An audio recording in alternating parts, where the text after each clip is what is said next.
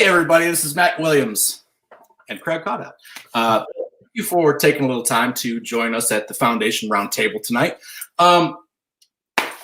So we're still all stuck at home, and we're not really sure how much longer this is all going to go on. So we just figured we might as well keep having conversations and, inviting everybody to join in with us. I don't know, it's maybe this is Matt Williams and Craig Caudill. No, there we go. We got it.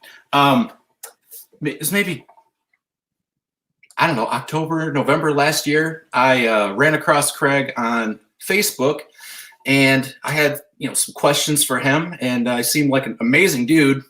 And I, found out a little bit more about him and found out he runs a Nature Reliance School. This is the name. So I thought, I couldn't get out to take a class with him. Might as well have him come on the show and talk about it. Just, get the lowdown on Craig and see what happens tonight. So please throw in some questions, make some comments, make us laugh, whatever you got. Craig, thank you, man, so much for, taking the time to sit down, talk with us, or talk with me and, everybody else out there in YouTube world. Yeah, man, thanks for having me on. It's a pleasure. I would rather have been in the woods with you. I think it was actually this weekend, wasn't it? I think so. Our tracking. Yeah. It was this coming weekend. I'd rather been in the woods with you, but heck, we'll take a look. We at Nature Reliance School, like a lot of schools, have shut most of our classes down due to just mainly us. We shut things down due to travel restrictions. We have so many people that come in from out of state that the thought of trying to have a class and people driving from in all over the country wasn't going to be feasible. So yeah, good to be here with you, though. Yeah, man. So Craig and I have actually never met in person. This weekend, my oldest boy and I were going to be in the tracking class, but instead, it's been rescheduled. So that's good news, right? Too bad it's like just the week before the land navigation class I want to take. So I don't think I'm going to be able to do both this year, but no big deal. A week, man. We'll convert you to a Kentuckian if you stay the whole week. Well, hey, you guys have a General Motors plant there. I could always transfer. There you go. So I read a little bit about you online, like on the Nature Reliance site. So you've been an outdoorsman. You've been honing this craft for 40 years. Can you tell us, just give us your history, give us a rundown of how did you start down this path? Yeah, I've been very fortunate that I grew up in rural Kentucky, and my dad was a person who worked in a factory, but they had what I call hobby farm. They had a farm. We raised cattle, we raised tobacco for a certain amount of time, and then we spent a lot of time camping, what I call period correct reenacting, dressing up like Daniel Boone, shooting muzzleloaders, doing pioneer era skills like leatherworking, flesh and hides, and all the things that go along with it. And I did that a lot as a kid, and continued to do that all the way until I went to college.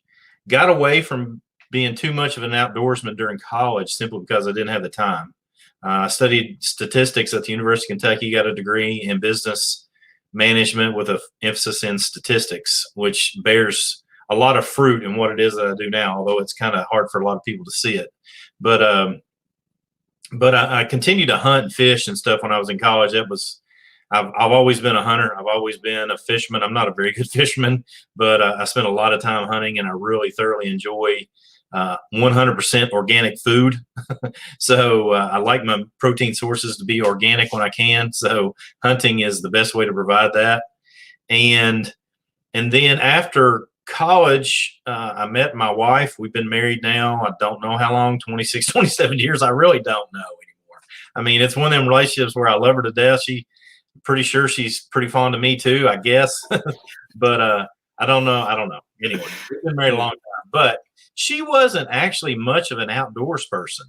And she had been maybe to a state park a couple times with her parents.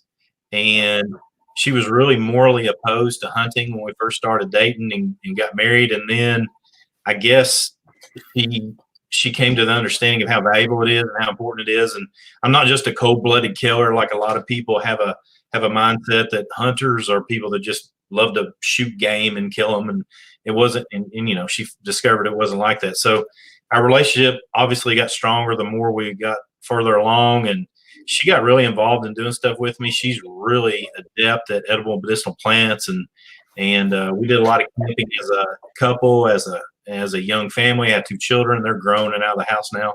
But, and what ended up happening is I was teaching martial arts for a living, and was fairly successful with that. I mean, making a living, not becoming wealthy at all, but being able to pay some of the bills most of the time. But I had a bunch of martial arts students that were interested in doing outdoor stuff and just simple stuff, learning how to camp, learning how to hunt, and learning how to just backpack. I did a lot of backpacking when I was in college. And, I was the type of guy when spring break hit and everybody went to Florida and got drunk, I went to the woods and went backpacking. And I was always backpacking whenever I had time off that I could break away from school. And so I started teaching some of my martial arts students, and that grew into Nature Reliance School starting in 2006. And the way it got started formally was actually one of my martial arts students had been to a school that was run by Tom Brown. And a lot of people know who Tom Brown is, and we can talk about that. I have some strong opinions on that school. But he said, Craig, you would love to do this. There's a bunch of nature freaks that go around and get naked in the woods and hide from each other. So I was like, okay, that sounds all right. So let's do it. Oh, boy. I found a school, a gentleman by the name of Richard Cleveland. He's a fantastic guy. He teaches down in North Carolina. Went to a survival class that he was teaching, paid a lot of money to go. It was very expensive.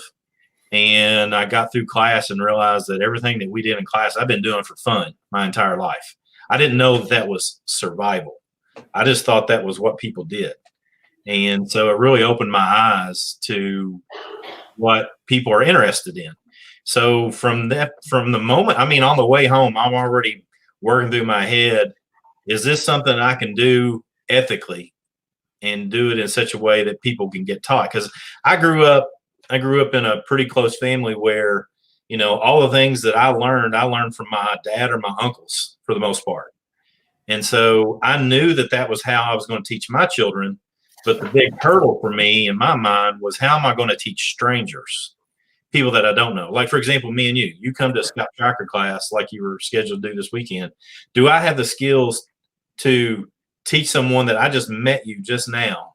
Can I teach you skills? And I was really concerned about that, because I put a lot of great pains in when I taught martial arts to teaching them ethically, teaching them efficiently, so that people, when they walk out, they had actual useful skill sets. And I wanted to transfer that mindset over into teaching outdoors. And so I started actually spending a lot of time studying how people taught these skills. Not as much skill. I already had the skills for the most part. But I started looking at what people were teaching is survival. What they were teaching is what they call bushcraft. Again, stuff that I've been doing and then some. And that's kind of where we are now. It eventually led to me writing books. I've gotten 3 books under my belt now. A lot of outdoor content, online school. But, my love, quite frankly, is teaching people face to face. And so, yeah. I think it's pretty interesting that this is something that you grew up doing, you knew how to do, and you didn't just dive face first into it. I like the idea. I like that you studied how to teach. Yeah, we the other instructors at Nature Reliance School, my wife, she teaches a lot of edible and medicinal plants. She teaches a lot of school programming. She's got a degree in education, so she works. I used to teach, well, kind of getting ahead of myself. She homeschooled our kids. So she was heavily focused on being a stay-at-home mother and a homeschool principal, janitor, teacher, everything that goes with running your own school at home. Right. And so once the kids were done with their schooling, I handed all the youth programs over to my wife and said, won't you run with them? And she did. She's actually doing a much better job at it than I could have. So that's been a really good thing. but again, I spent a lot of time, as you mentioned, just trying my best to figure out how to do things in a way that there's going to be people that are coming in trying to steal content that have no business at all teaching coursework. There's other people that are just salt of the earth, greatest people in the world. And it took me a while. First couple of years, I got a bunch of trolls and stuff of that nature. And we for the most part weed those people out. They don't care for us too much. They know we're pretty much no nonsense approach to how we do things. And I tell everybody, as soon as you come to class, the price it costs to go to class, I keep in my pocket at all times. And if you piss me off and I don't like you, I'm gonna hand your money back and tell you to go home. And I have no problem doing that. And so it's not one of those things that I feel like I'm failing if I don't teach people.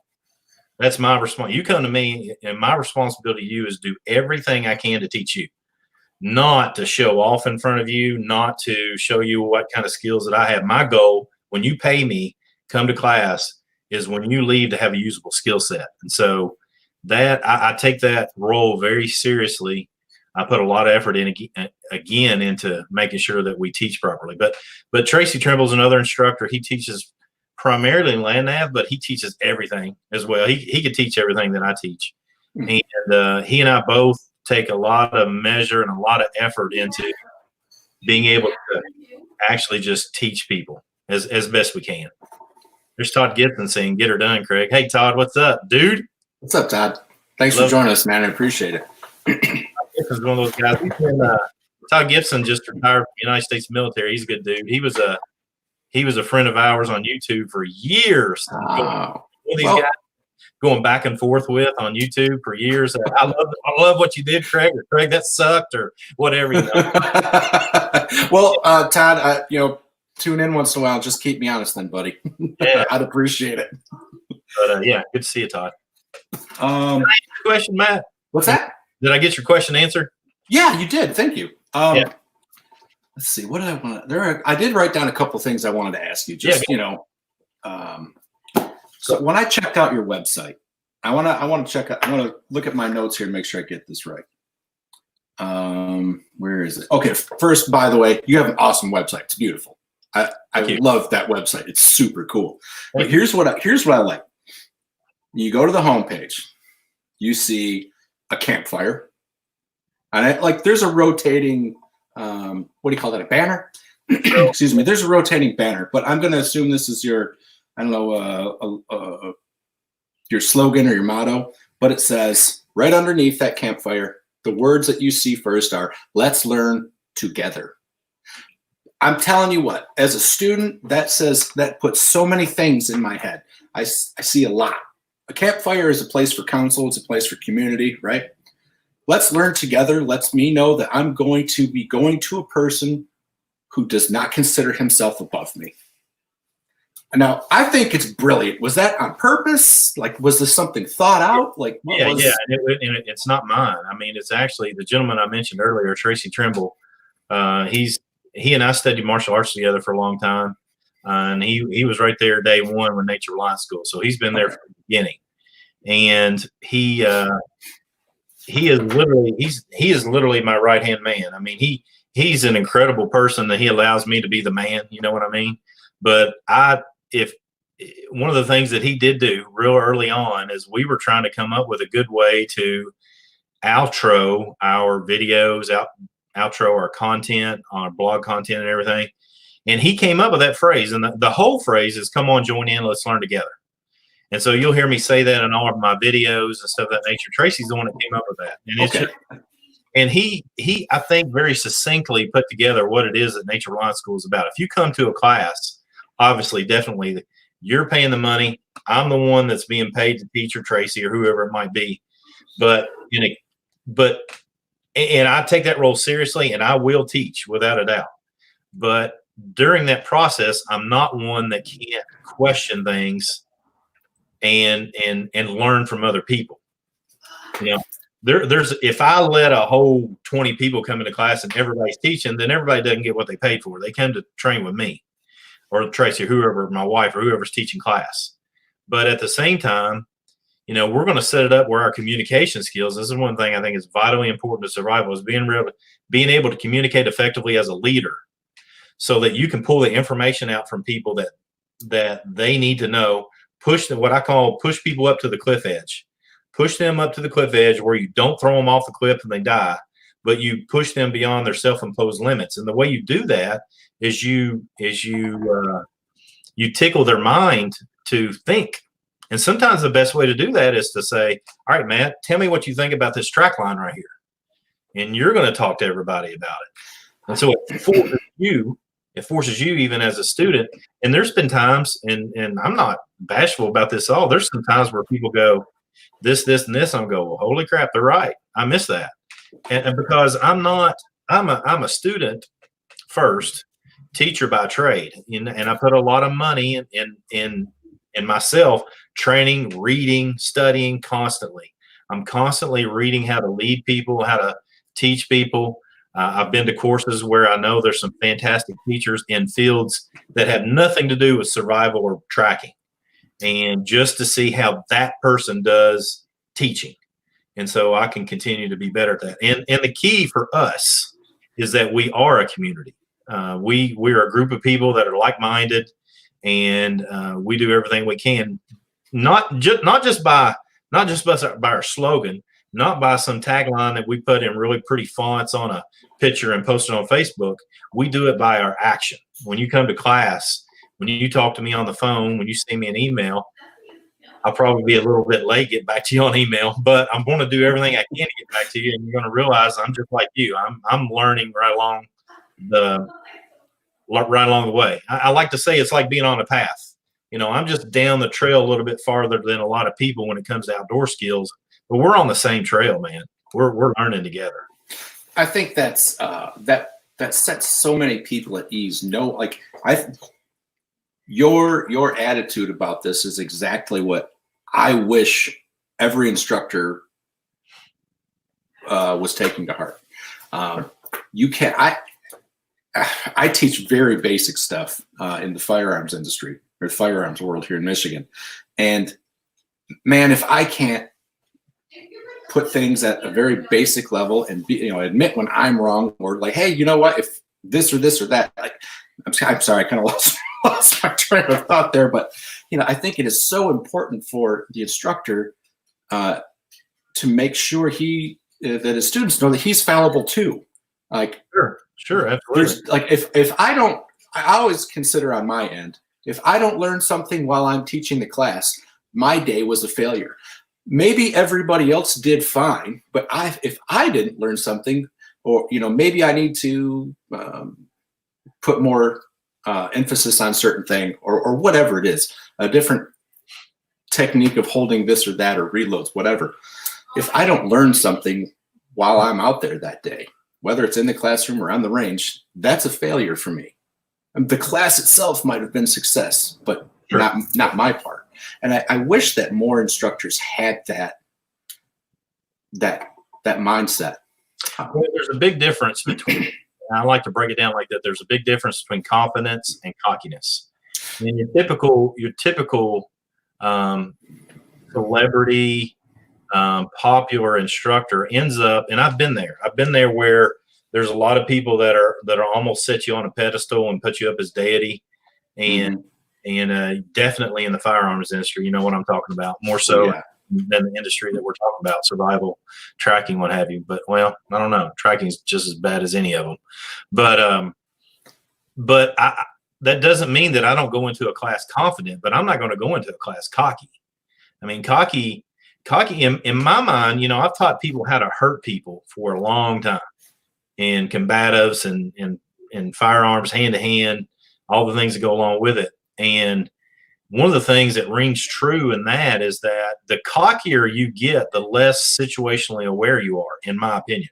If you're so cocky that you're all about yourself, you're inward, you can't take in your surroundings. You've got to be confident, yes, but you've got to be situationally aware at the same time. And that's, a lot of what I do in the classes that I teach and the groups that I get to work with, whether it's, I've had the good fortune to train FBI, DEA, folks from the Department of Defense, contracts, and a lot of civilians. But I steal a lot of my content from the way the military. The United States military is one of the world's best at teaching skills to people in such a way that they can continue to recreate them under stress, if that makes sense. Because the things that I teach, survival, for example, or if I'm teaching a man tracking class and I've got a bunch of dudes going out in the woods to bring some fusion justice, that's stressful. Yeah. I want them to be able to do their skills under stress. And so, I borrow a lot of teaching methods, and maybe a better way of saying it is I steal teaching methods from the United States military. I mean, I do a lot of reading on how leaders teach. And when I say leaders, I'm talking about, officers. More importantly, I like to look at those NCOs, those good NCOs. Todd will love me saying this, but those good NCOs that are, their boots are dirty, everything, they got that crotch funk in between their legs because they've been on the battlefield for a real long time. Those guys that know how to deal with that kind of crap still effectively get stuff done. That's the kind of guy I want to learn from. There's a huge difference between a boss or a king and a leader. It's a huge difference. Yeah. It's a really big difference. So tracking is something that's near and dear to my heart. Sure. I love it. I'm a student of it. How did you get, what piqued your interest? Was this something you started learning as a kid and you just kept on with it? Or, how did you get into tracking? Yeah. I mean, Kentuckians, I'm from Kentucky. I've had to mention a couple times here, but Kentuckians are pretty famous for long distance shooting. Mm-hmm. George Washington used a lot of buckskin clad Kentuckians to scare the crap out of the British because these guys had these long rifles and they knew how to shoot them. And the British were shooting these. We was talking about this in regards to my rifle the other day that I built this winter. But the British are shooting these brown besses that are 50, 60 yards at best. And then these buckskin dudes that are greasy and nasty and eat bugs and snakes and all that stuff, they come in dropping people 200 yards with these muzzleloaders, And so, that's who Kentuckians are. That's the backbone of Kentucky, right? But here's where I differ with that mindset is I don't take a lot of pride in being able to shoot animals at a long distance. I take a lot of interest and focus on getting up in your grill. And what I mean by that is if I shoot a deer, I feel like I've not done my job very well if I shoot it at 20 yards. That's too far. I want to be shooting either right in front of my blind, right in front of where I'm sitting on the ground or stalking, or, I want to be shooting straight down out of my tree stand. I mean, I'm that kind of guy. And the way you get there to that kind of skill level is, number one, you have good situational awareness. You're a good woodsman. You know how to read the woods, hunter, and you got to be a good tracker. And so I started developing tracking skills, when I was a kid. And so that continued on, and it was another one of those things that grew out of my martial arts training. I was trained a bunch of law enforcement officers and defensive tactics, developed some contracts for the military doing the same thing.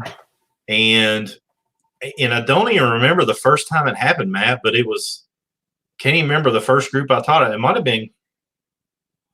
been Kentucky National Guard. I don't really remember who it is now, but I did some man tracking and taught them tracking as I knew it from the perspective of a woodsman. And so there's a way to do man tracking for fugitive apprehension. In my mind, there's a different way of doing that for battlefield tactics. There's an even different way to do that for search and rescue and animal tracking. Those are all tracking, but there's very distinct things that you do differently in each one of those. So I did the same thing I did before. I just started going to as many schools as I could possibly get into to learn how they are teaching tracking. And I didn't go there, just to make myself aware. I didn't go there to steal content. I never did that. But what I did do is I wanted to see how different instructors taught, and this is going to be a theme, how different instructors taught strangers how to track. I know how to track. I've been tracking. how do I apply that and teach it to a bunch of people that I don't know? Now that was difficult. How is it formulated? And so, and what kind of words are used in the industry, if you will, of tracking? Is there a set standard way that you communicate with your hands? Is there a set way that you communicate about, is it spore, is it track, is it sign? Is there some sort of, is there some sort of communication style? And that's why I wanted to go to as many different schools as I did. And I did. I went to a bunch of different schools, paid my money to see how they did it. And then I formulated my own methodology based upon what my background was, as well as what I learned from those gentlemen that I trained with. Okay. So who was your favorite? I just want to know, who was your favorite tracking instructor you went through? Like, was there a class? Let's not say that. What was maybe the most memorable class of those? Man, there's a bunch. Every instructor that I went to, there's something incredibly memorable about all of them. Okay. And they have all informed and made me who I am. I say this all the time, but I stand on the shoulders of these guys that have come before me. A lot of people that have trained with other instructors have come to me and say, dude, everybody needs to know who you are and because you know how to track. And yes, I've been tracking for a long time, so I've got that skill set. But without a doubt, man, a lot of my skill in tracking comes from those people that I trained with. And I would be stupid not to give credit to those guys when and where I can. There was a big class I went to in Louisiana with John Hurth, fantastic instructor, great group of guys down there, ex-Special Forces. Just to give, I'm going to try to give something from each one of these classes. But John, one of the things that I got from John about tracking was when you're assessing a situation, you get it to 70% and then you move on it. You can get stuck in what he referred to, and it's a common phraseology, but you can get stuck in paralysis by analysis. You sit there and study a track line so much, trying to get as much information as you can off of it, that you're sitting there, and the whole goal of shortening the time distance gap just continues to increase. And so that's a problem. That's not what you want in tracking.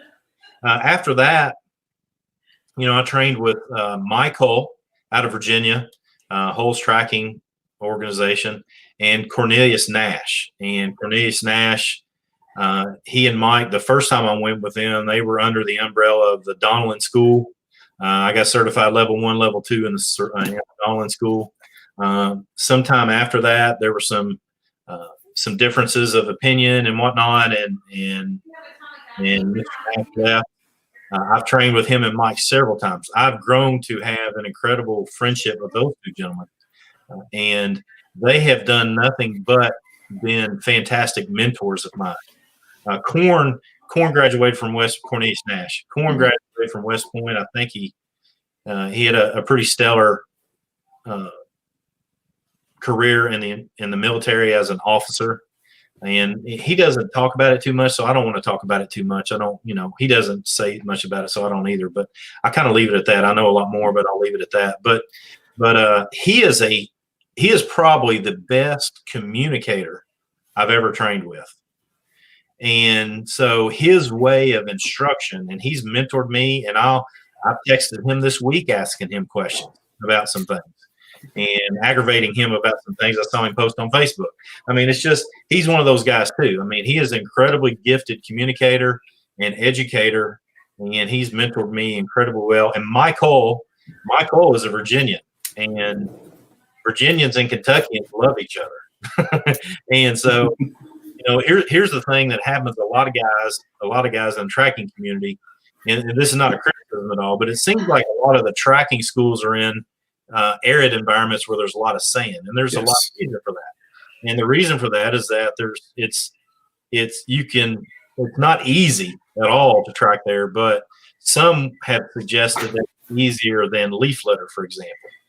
And one of the things that endears me to Mike Hull is that he tracks in the same environment that I do, which is mixed hardwood forest.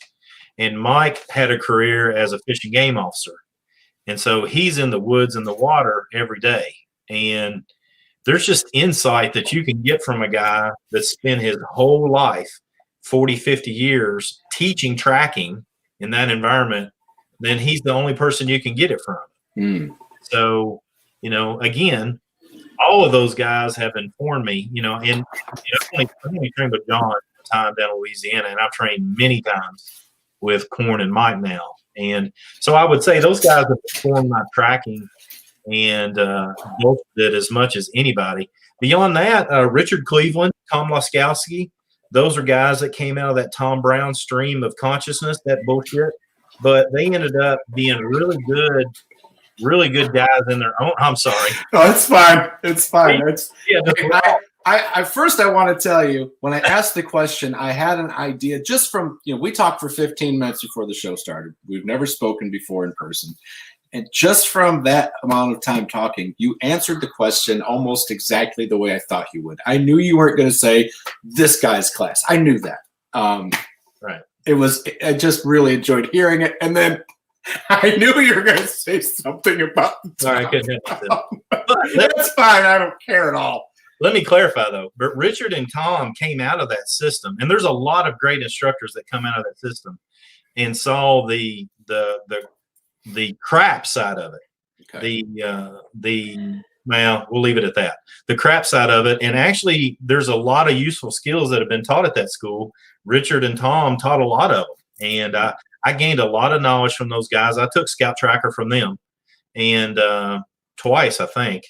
And then I took specific tracking classes from them. And those guys are more on what I would call the esoteric, trying to blend the Native American mindset into what they do. A whole lot more animal tracking than man tracking, for example. And so, again, all of those guys have informed, educated, mentored me in ways that I will forever be in their debt. And but without a doubt, if I could pick, I can't pick one of them, but if I could pick one, it would be Mike and Corn. Okay. Just because I've trained with those guys so many times. And it's those are the type of guys I'm in an email. I'm in a text conversation with them, and one of us will throw stupid crap or stuff out once a week. And so it's just, I just have that sort of relationship with them, and they're just good, down to earth, very, very high on strong character type of gentleman that I like being around. I think in tracking, humility and strong character have to be so two of the most important characteristics, character traits of a tracker. You have to be able to be honest with yourself, what you're seeing. And because if you're tracking, it's not always tracking a deer that you might have put a bad shot on. Maybe it's a 6-year-old kid who, if you don't find them, is going to maybe not wake up in the morning because of exposure. So you can't get so fixated on something you think you see. You have to know what you're seeing, and you can only do that by being humble. I couldn't agree with you anymore, Matt. I don't think I could agree with you anymore. And here's what happens a lot in the tracking community is that there's a whole lot of infighting, and it's stupid. It's just straight up, it's the dumbest thing I've ever seen, because nobody owns the skill of tracking. Daniel Boone, his daughter and two friends, or the daughters of one of his friends, got pulled off of a canoe just down the road from where I live, 200 years ago, right? And they tracked Native Americans kidnapping these young ladies for about 35 miles in 2 days, okay? This is back on the frontier. Now, I'm telling you right now, there's nobody out there that can do that right now, that is that good. And the guy that can, he's in the woods every day. He's not teaching classes. He doesn't have to put programs together. He doesn't have to create PowerPoints. He doesn't have to reserve a place for training. All that stuff is great and important to teach tracking, and I do it. The other instructors I just mentioned, they do it. But the guy that is in the woods every day is the best tracker there is, whether he can teach for a lick or not. But what happens a lot of time is that people tracking is one of those things where you can set yourself apart.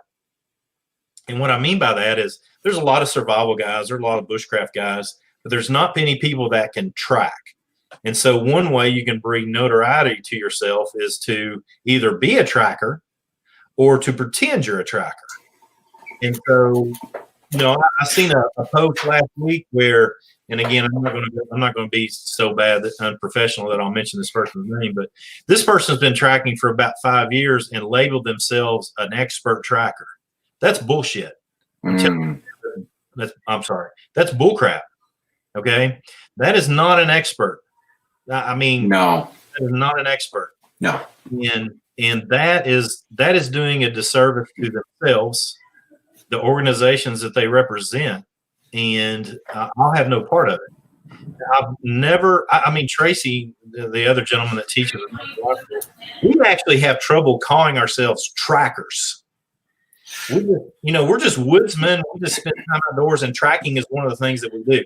Now, I do say that about myself on a fairly regular basis, so people understand I love to track. But it's I don't know, man. It's an interesting thing, the tracking community.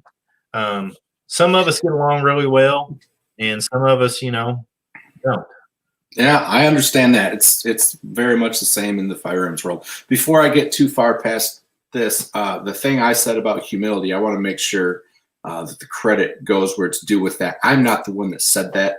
My tracking mentor, Freddie Osuna of Greenside Training, he's the one that has told me that multiple times, and that the praise for that should go to him. I've read that book. It's if you pick up Freddie's book, John's book, Mike's book, anybody that I just mentioned, and I've never trained with Freddie, and I'd love to sometime. I hear really good things about him. There almost always there will be some portion of their book or their training, and this is just an indicator that Freddie does it too, that they detail the characteristics of a good tracker. And every time you hear these guys that are good trackers tell me what is a good tracker, humility is going to be one of the things at the top. Yeah. And it's not something, and Freddie's good for saying it, it's not something that he owns. It's just good tracking.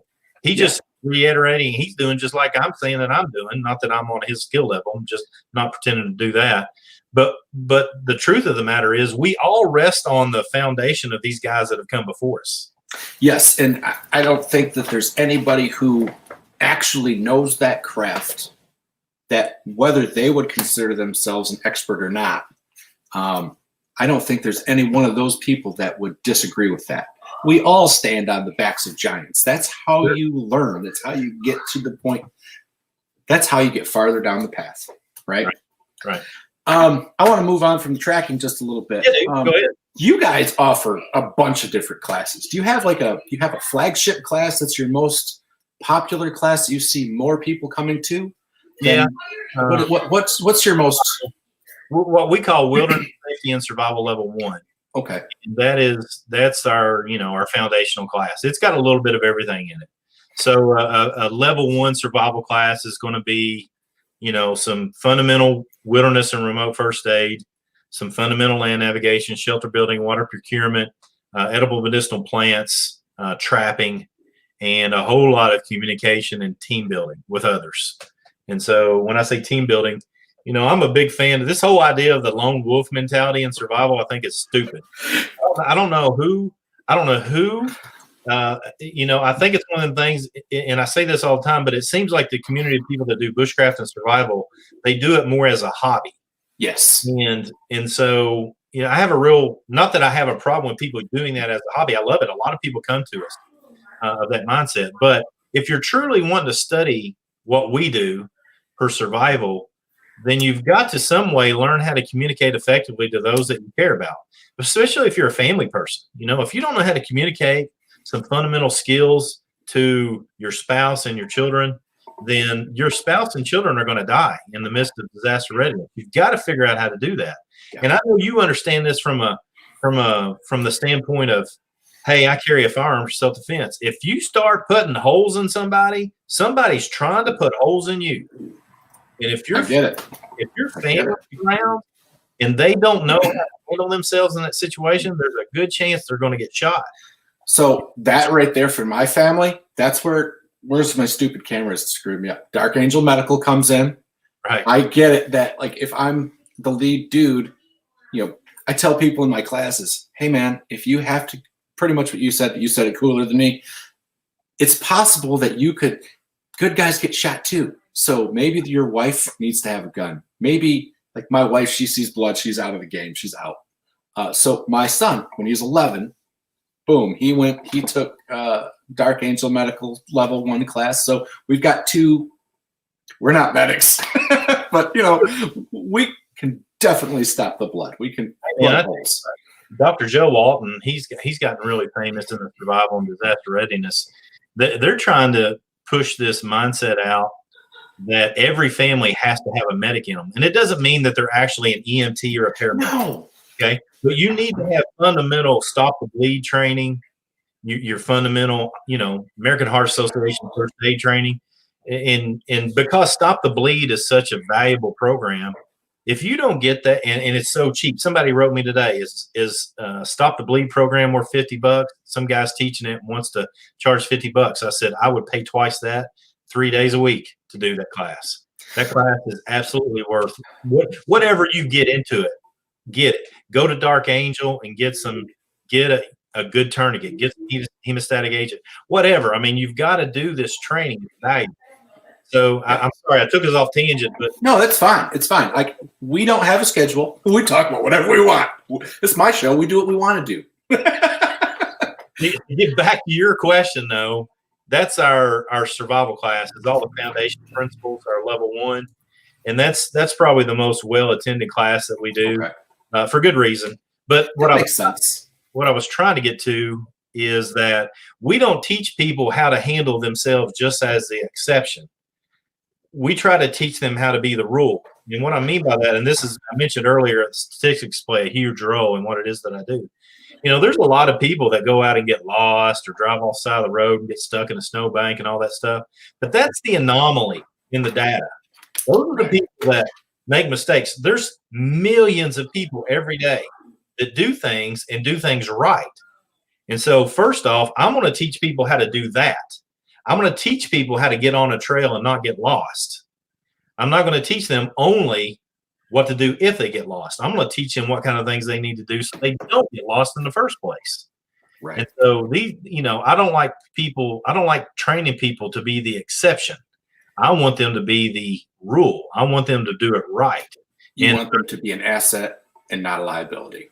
Yeah, absolutely. I like how you said that. I don't know if that was Kerry Davis that says that or Trek from MDFI that says that. They're both going to punch me in the face. So I probably owe each of them a cigar right now. But it's okay. I'll pay up. But yes, be an asset, not a liability. After I finally learned, I took my first Dark Angel medical class. Medical was always like mystical voodoo to me, just very much like tracking was. Like I think every one of us who are alive take that for granted, take the medical part for granted. If you are a human being with blood pumping through your body and you have other human beings around you that you love, doesn't it make sense that you should at least know how to stop the blood from leaving the body, how to stop, like how to plug holes? I mean, if you know how to change a tire or put gas in a car, you should at least be able to stop someone from dying. Dude, today I'm helping my dad put up cattle today, okay? And we're tagging and banding calves today. And then just, the way cattle do things, they are dumber than rocks. I am so fed up with cattle. But I mean, just here, everything's going, we're moving cattle, and then all of a sudden, bam, my dad's arm is hung in a gate and a calf is bounding into it. And I look at it and go, oh yeah, his arm is broke. Yeah, it's broke. It wasn't. Very thankful that it wasn't. But in that moment, I went, boom, right to my training. Sit down, talking to him, calm down. He's doing the whole holding his arm, won't look at him, I'm communicating, talking to him, checking him. I'm doing the sweep. I didn't know if it broke, maybe a bone was sticking out. I'm looking at it, feeling it. Does that hurt? How you doing? You're doing great. And just, okay, he's okay. Yeah, just banged up. Really bad, but I ended up cleaning up the wound site, covering it up so it doesn't get cattle crap in it. And now, Yeah. I did that today. I wasn't planning on doing that when I got up this morning, but first aid training, I didn't use stop the bleed training. I used fundamental American Red Cross first aid training today. Yeah. And it was invaluable to making that better today, a better situation. I went to an outdoor gun club today. I was the only person. I probably saw 10 other people throughout the time I was there. The only person with a medical kit on my belt. I don't understand that. Well, there's one over there. It's 100 yards away. No, they're going to. If you got a hole in your femoral artery, brother, I'm sorry. We're just sending letters to your folks. You know what I mean? Yeah, that's a dead man walking right there. I think that, again, it's something that people take for granted, and it's a bummer, man. It's too bad. Do you guys have? Okay, so I asked you if there was a most memorable class that you took as a student. Is there a class that you get the most satisfaction out of teaching, or is it, again, you love them all? Okay, I wouldn't dare say that I love one over the other. No, I do love them all, but I love them all for different reasons. Okay, like your kids. Say again. Just kind of like your kids. Yeah, I love you guys all. I do. Survival is the thing that gives people the confidence to spend more time outside. So I absolutely love that. I love being able to help people learn very fundamental safety skills, what to do if they get in trouble skills. And I don't know how many people that have come to me and want safety and survival, and now they backpack and they used to not backpack. Or now they feel more confident when they have to go off trail because they came to one of Tracy's land nav classes and they learn how to navigate. I absolutely love that. But with all that said, I love tracking. I knew it. I love tracking. Dude. I do too. So it's, again, I kind of thought that might be your answer because all of your skills are compounding. They're just building blocks one on top of the other. You just it's all on the same trail. Now, if one of your classes was changing the oil and changing a tire, that would be definitely at the bottom of the list, right? Right. It's not in the same vein. So, and we've got a class now. We just had this last year, what we call Nature Immersion. I saw that on the site. Nature Immersion, a lot of people look at it and go, oh, that's foo-foo, tree huggy, rainbows, and unicorn stuff. It's not at all. I mean, it is the class that, in my opinion, and we do get people that are more in the, it sounds funny, they don't really want to immerse themselves and lay in the dirt and do camouflaging and tracking and all the stuff that goes along with it. But they do want to have a much deeper understanding of what's going on around them. And so I'm a certified master naturalist at the University of Kentucky as well. I got that certification last year. And one of the things that we do there is we teach about forest ecology, we teach about bird language, we teach about that's interesting. Wind patterns. We do a whole lot of things. It's literally nature immersion. And I can tell you right now that class will enhance any tracker's ability to track. When you said bird language, I was like, oh, that's interesting. So, yeah. It's one of those things, man. I mean, I was in a class, and I won't name the school, but I was in a tracking class, and the gentleman that was lead class, he's a good tracker, and we lost. Well, there were several groups, and there was another group that was tracking, and the rest of us were just hanging back watching them track. We weren't involved in the track line at that time. Mm-hmm. And so they were actually tracking another team, and so, hey, Todd Gibson came to the immersion class. Now, he just mentioned love the immersion class. Came all the way up from Alabama, and he's a good woodsman. Todd's a woodsman in and of himself. Spends a lot of time on the water down in Alabama. He's a good dude. But the thing that happened was we lost the track. And we're just standing there. Everybody's looking stupid. You know how it happens. You lose the track line, and there you are. And then off to our right, I hear about 60, 70 yards out in the woods, all these crows going crazy. And I'm like, they went that way, dude. I'm telling you right now, we need to focus our attention on reacquiring the track line over here somewhere. And they're like, I was a crazy Kentucky dude, right? But the crows were actually upset by the team that they were tracking. the team that there was the rabbits that were out had actually walked underneath these crows and upset them, and so they were squawking and doing their thing. And I'm like, that's them, dude.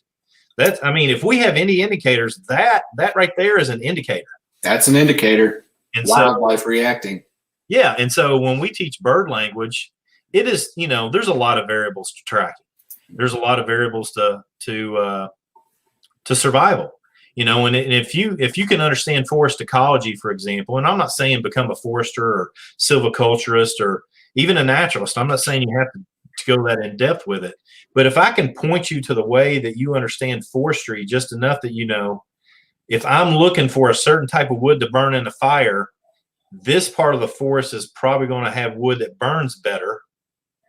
And you learn that because I taught you that in nature immersion, then you're a better survivalist too. Mm-hmm. So if you love nature, you just want to learn more about it, we could teach you there. But if you want to enhance tracking and enhance survival, then you can do that nature immersion class too. Interesting. It sounds like a cool class. Now, after looking through your whole, I mean, I've obviously been through your website 1,000 times. But I was planning on being in Kentucky this weekend. Now, hearing all this, now it's how do I fit all this? How do I fit all the classes I want to take in now with everything else I haven't signed up for? I want to switch gears on you here because I think this is something that was interesting. It makes sense. You designed a knife. I did. Yeah. Okay, and how do you say the name? Cockiness. Cockiness. I'm glad I asked you to say it because I would have butchered it. And that is the long knife. That means the long knife. It's actually it's a Shawnee word that loosely translated means long knives. Wow. Basically, the knife that I designed, and it goes back to what we were talking about earlier, Matt, is that everything that I do rests upon the shoulders of giants that have come before me. And, I'm looking at history. I'm an amateur historian. I just love reading, particularly Kentucky history. This is another thing that I did. I mentioned, on spring break when I was in college, I went to the woods. When I was in college, my electives were not the gimme classes. I took Kentucky history classes. Okay. Because I wanted to understand my history. And so one of the things as a survivalist, as a woodsman, that just impresses the crap out of me is finding out that people like Daniel Boone, Lewis Wetzel, Simon Kenton, these guys, Boone went out. There's one 4A that he went out and lived off the land for 13 months. Dude, that is a long time, man. That is a long time. And so, I mean, on his own, no help from anybody. Okay. And so if I look at those guys and say, if I'm teaching survival, what did those guys do that I can help people with? One of the things that I look at is what materials, what kind of gear do they use? And one of the things that those guys used was a big, long knife. Well, why did they use it? And so I started studying the history of long knives, and it wasn't just about sticking it in somebody and killing them. It had a whole lot of obvious uses for game processing in particular. That's what I thought, but I wasn't sure. Definitely no historian on knives. That is one thing that I think sets my knife apart. One of the things that I've told people, I've had people that want to review it and even want to buy it to review it, that I won't sell it to them. And this is why I won't sell it to them, is because the bushcraft and survival community has this mindset that you need to have a knife that, by golly, will cut through the hood of a car. And I do not understand that for the life of me. The people that lived and died utilizing their knives treated those things as if they were precious. You do as much as you can with your hands, with the environment, and then you use the knife sparingly. And so my knife was not intended to be something that was an axe. That's what I use an axe for. And so my knife can do bushcraft, woodcraft, and it also can fillet fish. It's thin enough to do that. Oh, okay, that's cool. I get criticized a little bit because it's a little on the thin side compared to what's typically in the industry. But I grew up skinning squirrels and rabbits and turkeys and deer and catching bluegill and bass and needing a knife that I can take with me that I can do all that. The typical bushcraft knife does not do that with game processing. It just doesn't work well. And so I designed a knife that is both useful as a woodcraft, bushcraft tool, survival tool, as well as one that works for game processing. Yeah. One of the reasons the survival community is there's exactly zero critical thought put into anything. It starts out with, well, this is an excuse for me to buy toys. And it always starts out with a bug out bag, right? Right. That ends up being 75 pounds because, the more you know, the less you need. Well, they don't know anything, so they've got to have it all. Sure. And I think part of the reason, like you were saying, they didn't have throwaway knives. Mm-mm. They weren't, they would not let their axe, and when they're using it, processing wood or whatever, their axe would not touch the dirt. I mean, they wouldn't swing it and have it hit a rock. Sure. I mean, that was a precious tool. It wasn't something you could just, I'm going to hop on the horse and go over to Ace Hardware. There was none of that. No. Especially if you're 13 months into the wilderness by yourself. No. So, those were precious items. Sure. So yeah, but about your knife. So I mean, my approach, and I haven't gone over this yet, but I talk about this pretty regular. My approach to everything in the outdoors is mindset, skills, tactics, and gear. And I absolutely ripped that off of military training. And I found it in an old manual. I can't even remember where I found it. But the deal is to approach everything with how do you bulletproof your mind? How do you develop skills so that they're skills that you can recall under stress? That's important. Tactics in my world and the way that I teach is just how you work with others to come to a strategic end together. And then gear. And most people go really heavy on skills and gear. I can build a bow drill fire. I can set up a shelter, and I've got this bomb-proof tarp. And what the two pieces of the puzzle that they're missing, in my opinion, is mindset, how to bulletproof your mind, how to be situation aware, how to be relaxed under stress. And then tactics, again, is how to communicate effectively as a leader and work with groups. And so that's my approach: mindset, skills, tactics, and gear. And so I have a tendency to want to show people that gear is not the end all be all. I made a video a couple of years ago where I took a regular dinner knife, an unsharpened dinner knife from the kitchen. I sharpened it up, and then I went out and did 10 different bushcraft skills with it. Just to piss everybody off, because you don't even have to have mind to get things done. You've got to have mindset, skills, tactics.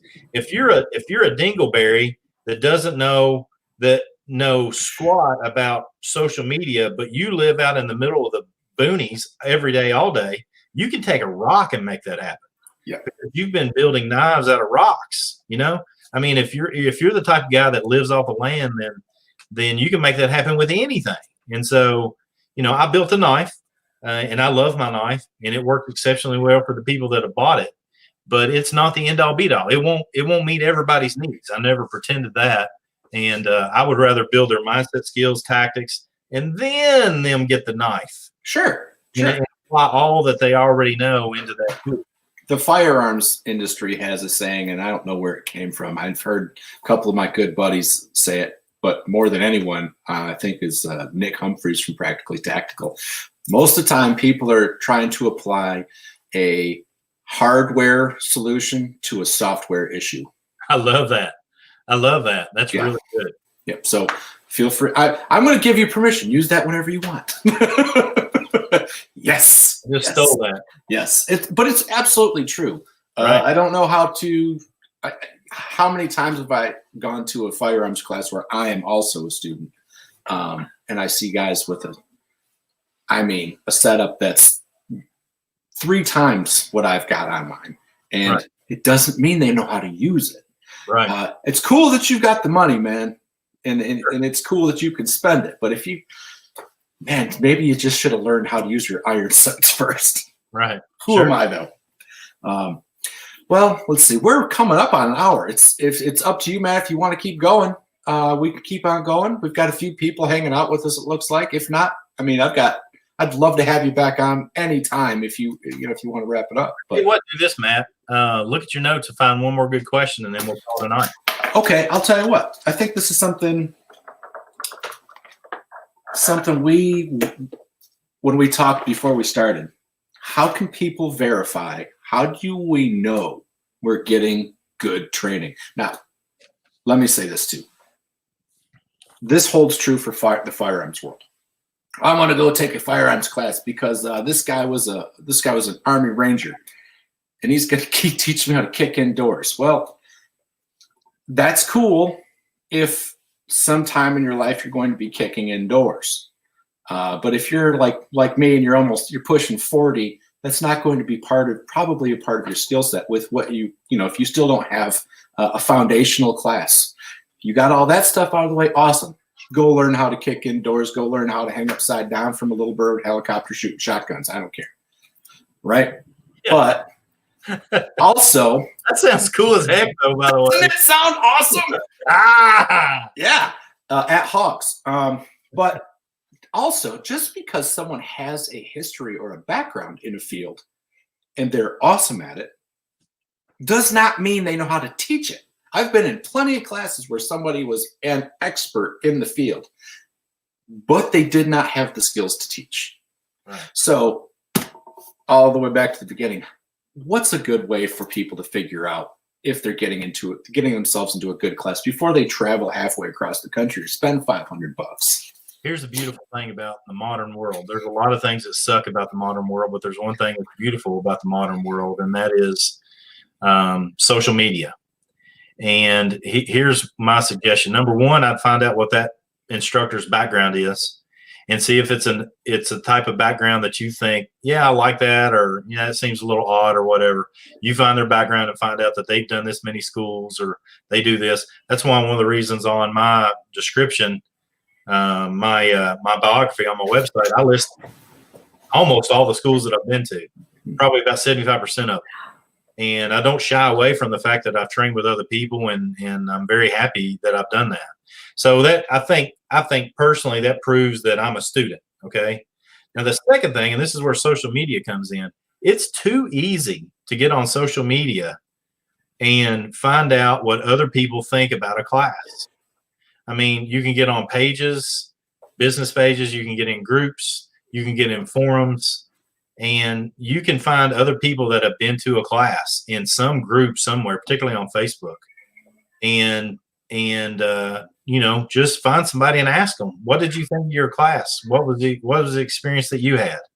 And if it meets this kind of criteria that you think makes for a good class, then by all means, travel across the country and go to it.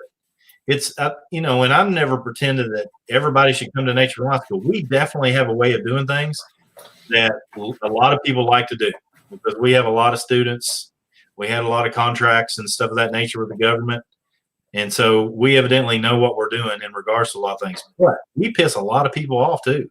There's a lot of people that don't like us because I am very no nonsense when it comes to information, particularly when it comes to survival.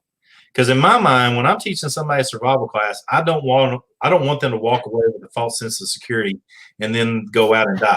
Okay, I want them to have an actual usable skill set. And so I'm very frank and not mean spirited. When I have the responsibility of teaching people, I can be direct, but I'm very kind and humble with my approach, or at least I think I am. But I'm very honest too. And there's a lot of things that happen where people that run schools teach things that are the exception, whereas we teach the rule. And I think that's really a thing that people need to pay attention to when they're speaking out of school, whether it's us or anybody else, is go in there and go, what kind of things does this person teach? And then if you want to, just do a Google search. How many people got lost because they had a corn cob stuck up their butt and they got hurt and they went down a trail the wrong way? Right? That doesn't happen. So if the guy is teaching that in a class, then something's wrong. Right. The other thing is, you look at the data and go, okay, there were several people that actually got lost because they failed to tell somebody where they were going and when they expected to return home. So one of the first things out of the box for us in a survival class is I teach people every time you go outdoors, tell somebody where you're going, when you expect to return home, who you're going with. Okay. And that will stop a lot of the unnecessary problems out there. And so, some people will come and want to build 45 fires. Well, I'm going to teach them how to build several fires and do it bomb proof, but I'm also going to teach them, call somebody where Right. you expect, because that is invaluable. Yes. Something that we started, after training with Freddie, one of the things that I thought was cool was taking pictures of the soles of all the kids' shoes. It's a good idea. Yeah. I mean, it's if you don't have a last known. I mean, if you find a track, it's definitely a good start. To take it a little step further, one of the things that we did with my kids is, and my wife and all of us, when we were doing so much stuff outside together, was I cut a lug out of all their boots. That's smart. I think he talked about that too in his book. Because think about it, I think I did, but did I do that or did Freddie do that? I think Freddie talks about it in his I might have got that from his book, man. I don't really know where I got that. I may have come up with it. He did too, or maybe I stole it from him. I don't know. But the point being is that, for example, Merrells. Merrells are such a popular shoe. Yes. You go into an area like here in the Red River Gorge, and don't get me wrong, tracking is one tiny aspect of a good search and rescue team.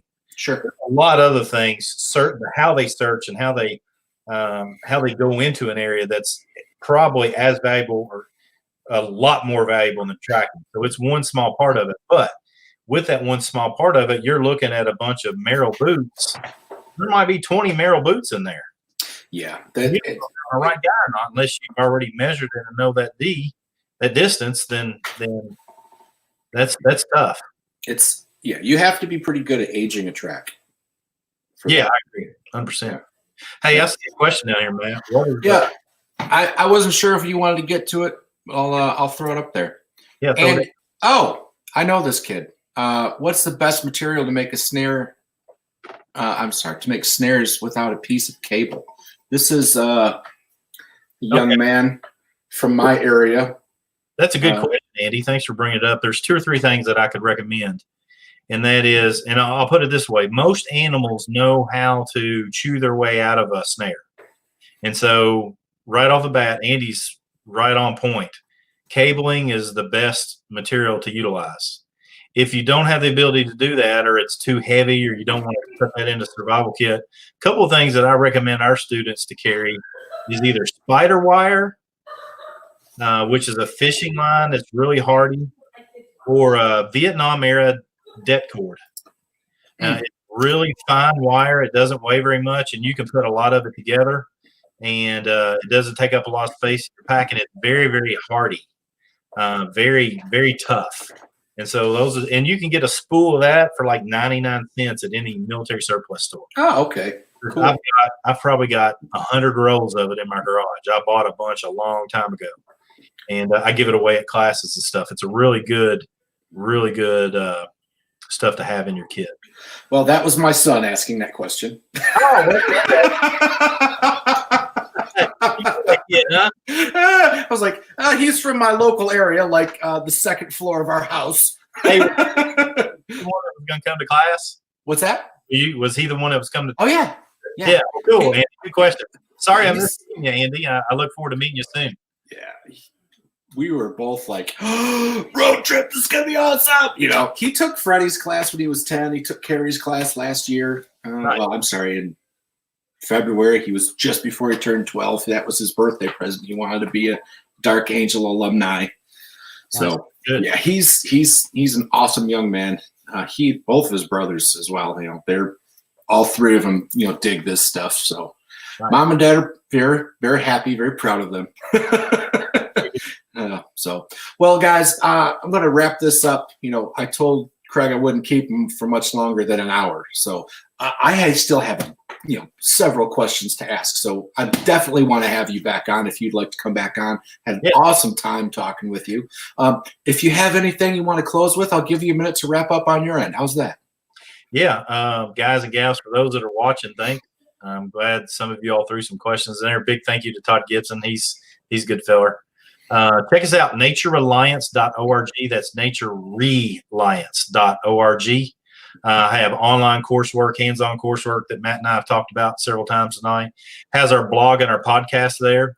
So you can link to all that stuff right there at Nature Reliance. That's how you connect with us. The phone number and email you see on there comes to me. So if you send us an email or phone number or text or whatever, then we'll do everything that we can to get back with you as soon as possible. I'll have links at the bottom as well, guys. I already have, I think I've already got the Facebook page, Instagram, the website, definitely have that. And if there's anything else you want me to add, I'll add that so people can get, find you easier. Website's it for me, man. Website's the easiest place. You can get everything there, social media too. So awesome. Well, Todd Gibson, I look forward to you tuning back in periodically, keeping me honest. Guys, hey, if you enjoyed the show, please take a minute and hit the subscribe button. We're not on YouTube. You guys are on YouTube watching. We're on some cool streaming service. It's like magic. But thank you for spending a little time with us at the Foundation Roundtable. I hope to see you guys again probably next week. I don't have any idea who's going to be on. I don't even know what we're going to be talking about, but it'll be fun. So thanks a lot, guys. I appreciate it, and I'll talk to you soon.